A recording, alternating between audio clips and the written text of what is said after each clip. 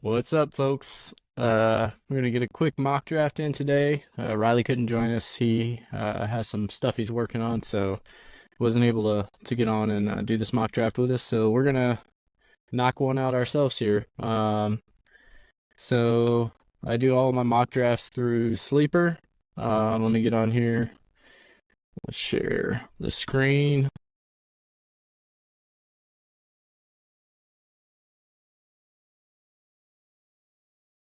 All right, so we're gonna be drafting from the 9 spot per request from Scott from our Facebook page. Um, yeah, so we'll get this started, and I'll kind of explain my picks and why I'm making them. I've done a few mock drafts from this position already.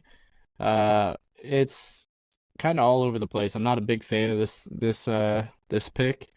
Um, it could fall the right way, but a majority of the times it doesn't. So we'll see how this one turns out. Go ahead and get us started here.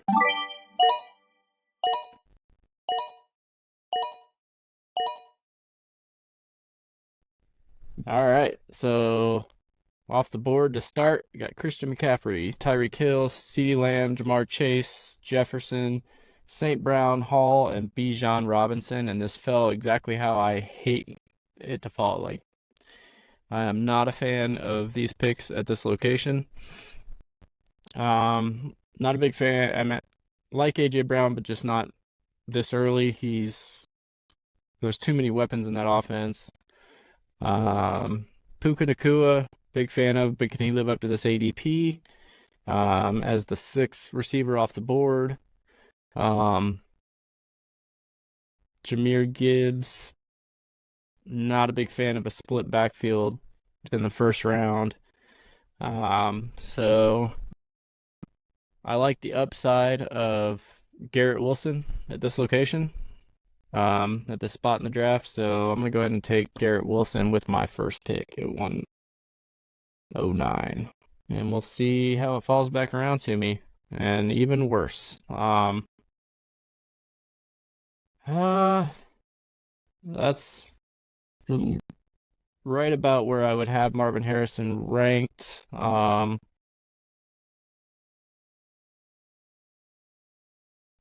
of between him and Drake London at this point. I'm not a big fan of Kyron Williams this early in the draft. He's having some foot issues. Blake Corum came in. We don't know how much Williams is going to get, how much work he's going to get during training camp. So I'm going to pull the trigger on Drake London at this spot and hope it pays off with Kirk Cousins as the QB there in Atlanta. We'll see how it comes back around to me. Still, Josh Allen. That's too early for me for a QB. Same with Hurts. Hurts is probably decent value there with his upside, but I probably wouldn't take a quarterback there in the 3rd round. All right, so this is how I'd want it to fall to me probably. Pacheco is up there. Rashad White. Um, Not a huge fan of Deebo Samuel. I just feel like if his efficiency isn't there, then he won't pay off, and I'm not a huge fan of that. So I'm gonna pull the trigger on Pacheco, get a piece of that Kansas City offense. Not a whole lot of competition there in that backfield. As we see in Clyde Edwards-Helaire, just doesn't pan out. So um, Mahomes, Stroud still holding out on quarterback. I do like Joe Mixon. Um, they can't stack the box against him there in Houston. There's too many weapons on the outside for them to stack the box against him. And Stroud can deliver the ball. Doesn't have Dameon Pierce. I guess you can count him as competition, but he really didn't show up last year. So I'm leaning Joe Mixon here at this location, get my second running back. I'm not a huge fan of James Cook. I feel like Josh Allen steals too many rushing attempts inside the 5-yard line. There's not enough TD upside there for me, so I'm gonna go Joe Mixon here with my 4th round pick. See how it comes back around. There you see Mahomes and Stroud both came off the board. McBride came off as a tight end 3. Yeah, this fell exactly about how I wanted to. Mark Andrews came off 2 spots, Kincaid. But at this pick, I'll take Anthony Richardson every time, 5th round, without hesitation. So comes back around.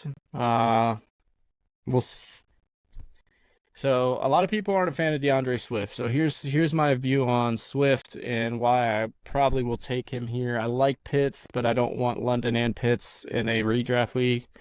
I feel they can both definitely be good. I think Pitts is going to have a good season, but I don't want the ebbs and flows week to week on those two.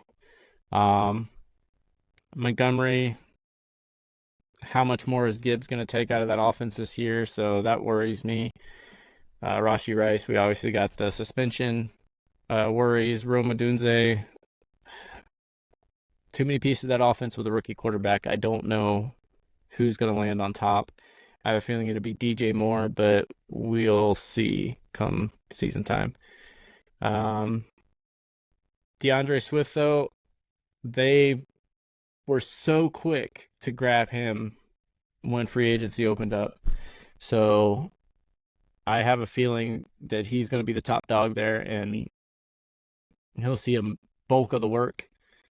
I don't see him getting a whole lot of competition from Khalil Herbert or Roschon Johnson. So I lean DeAndre Swift here. I just feel like they liked him too much and they went after him to not use him. So I'm going to take DeAndre Swift here the 6th.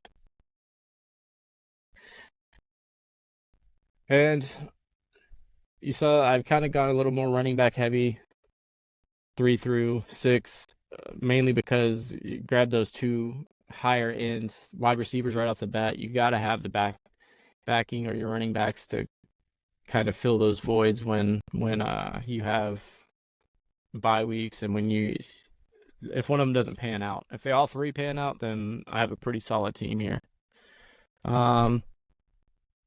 Leads us to round 7. I want to see. So I think I'm gonna go here. I'm leaning a running back again. Najee Harris, some upside in that offense, the Arthur Smith offense, but you can't count on it. Look what he did to Bijan last year. It could be a Jaylen Warren show there in Pittsburgh this year.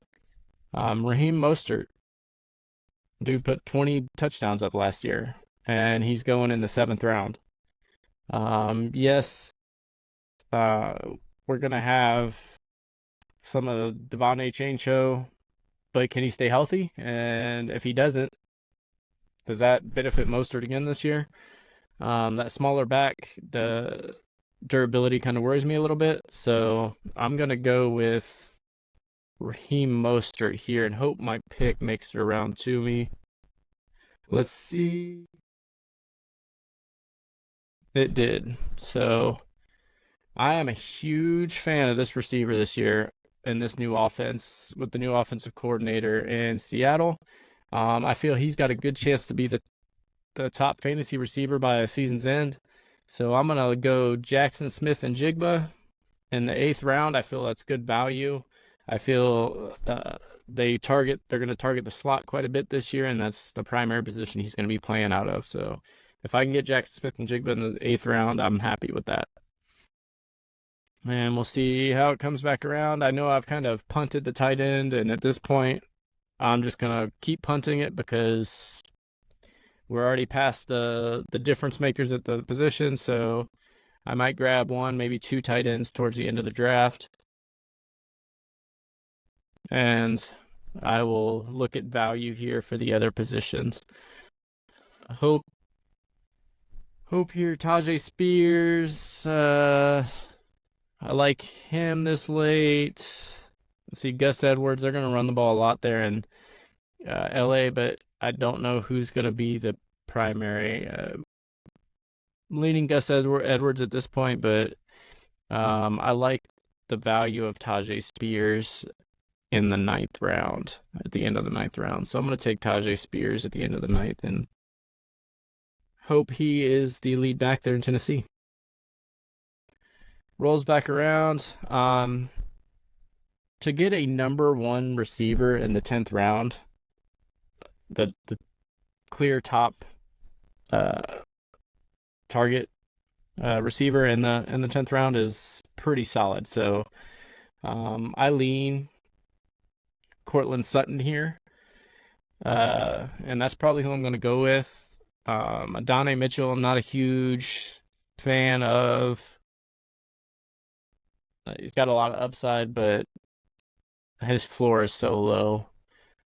Curtis Samuel, I like him in that Buffalo offense with losing Gabe Davis and Stefan Diggs last year, but there's so much up in the air with that offense right now that I don't want to touch the receivers other than maybe Keon Coleman, take the chance on him, but not yet.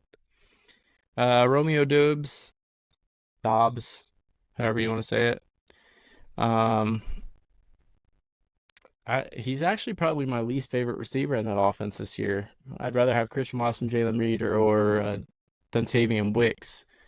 So I'm going to go with Cortland Sutton here in the 10th and get a number one receiver at value. And we'll see how this pans out into the 11th. You might got to get a tight end. I think I am. I will take Pat Freiermuth in the 10th, or in the 11th, sorry. He typically doesn't make it back around to me here. Normally he's going just ahead of me. A lot of these drafts won't play out exactly this way, obviously, because you get two tight ends going here. A lot of people aren't going to take two tight ends in their first 10 rounds. It's just not going to happen. So I'm going to go ahead and take Freiermuth in the 11th. I would have lost him right there, so if I would have held, I would have lost him. And I didn't really lose anything coming back around that I really was looking for. So let's see what we got here. This is where we start getting down to the little nitty-gritty, and you're playing for upside more than anything at this point once we get to these last 4 or 5 rounds. Jalen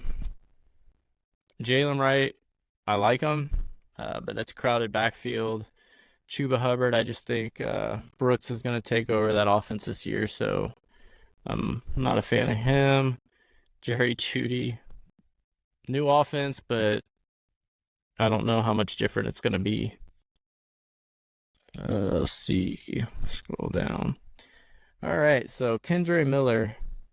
We have a holdout currently with Alvin Kamara for a new contract. So I like the upside of Kendre Miller. Even if something happens to Alvin Kamara. But I think I'm going to go with the upside of the running back here in the 12th round and take Kendre Miller. They want to run a lot in that offense this year. So it's not all going to go to Kamara. So there's got to be another back in there to make a difference.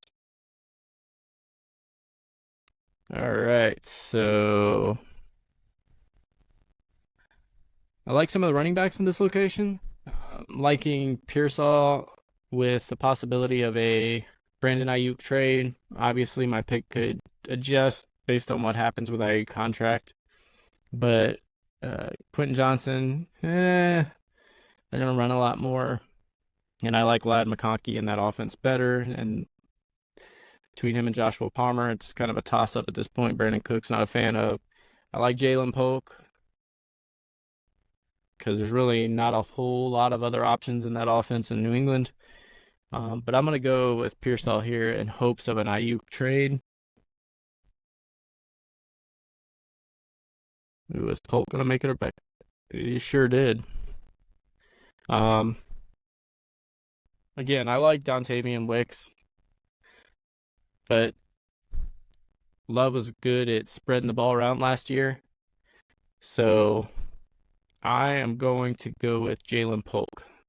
I didn't think he would make it back around to me, but he did. Now, these last two picks, the last one, I'm going to throw a dart. I'll explain that to you because I'm almost positive that person's making it back around to me.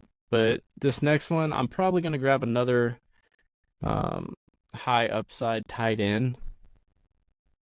It's a low floor, high upside. I'm going to go with Chigokonkwo. Then hopes that one of those two tight ends pay off for me. Now, this pick, I am going off of this pick mainly because one, name, two, the offense he's in.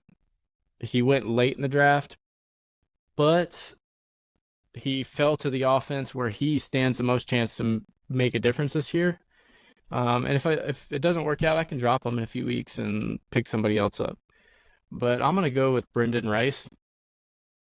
Obviously, Jerry Rice expressed his displeasure and how his son fell in the draft, but he also said it was a blessing in disguise that he fell to the Chargers as late as he did. But I can't imagine that they're not putting in the work to try to get him into the starting lineup so he can make a difference this year.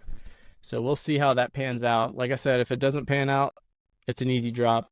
It gives me a position where I can pick somebody up.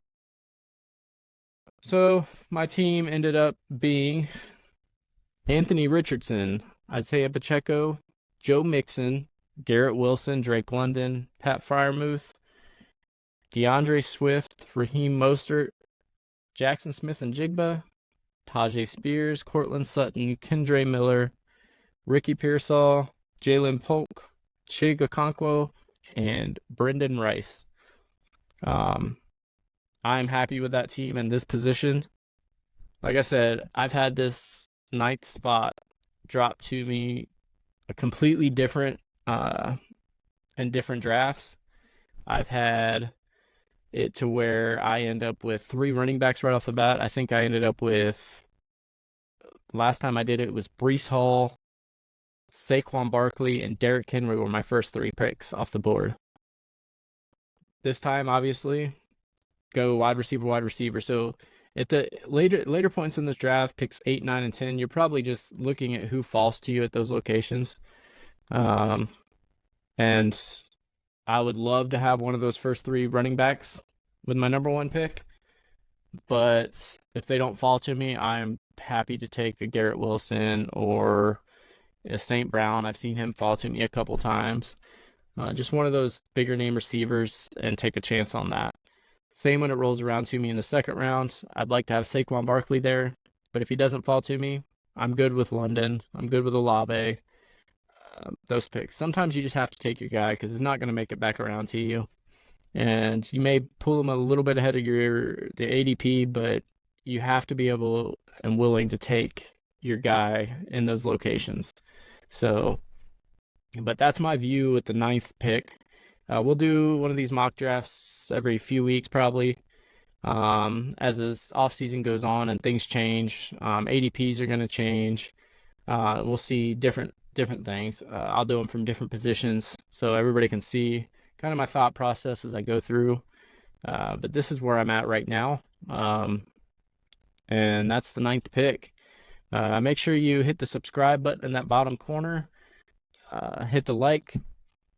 Give us some love. And we'll see you guys soon with the top 10 wide receivers going into this year. You guys have a good one. We'll see you later.